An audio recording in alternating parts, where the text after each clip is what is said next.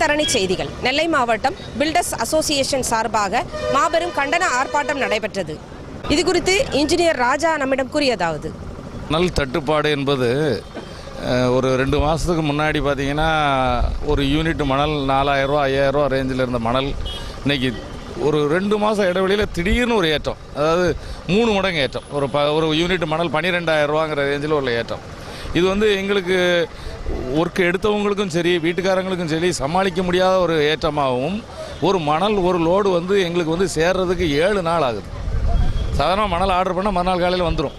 இது இப்போ 7 நாள் ஆகக்கூடிய சுச்சுவேஷனில் எல்லா தொழிலும் கிட்டத்தட்ட 80% வேலைகளும் நிறுத்தப்பட்டு தொழிலாளர்கள் வேலை இழந்து இன்று இந்த ஒரு போராட்டத்துக்கு தள்ளப்பட்டிருக்கோம். ஸோ இந்த போராட்டம் இந்த எல்லா சங்கங்களோட இணைந்த இந்த போராட்டம் வெற்றி பெறும்போது எங்களுக்கு கவர்மெண்ட்டிலேருந்து நிச்சயமாக ஒரு நல்ல அங்கீகாரம், இந்த எங்களோட கோரிக்கைகளுக்கு நல்ல ஒரு விடை கிடைக்கும் என்று நம்பி இந்த போராட்டத்தில் இறங்கியிருக்கிறோம். நிச்சயமாக நாங்கள் வெற்றி பெறுவோம் என்று நம்புகிறோம். இந்த போராட்டத்தில் நாங்களும் கலந்து கொண்டு ஆதரவு கொடுத்திருக்கின்றோம். அந்த வகையில் இந்த ஆர்ப்பாட்டத்திற்கு வந்திருக்கும் அனைவருக்கும்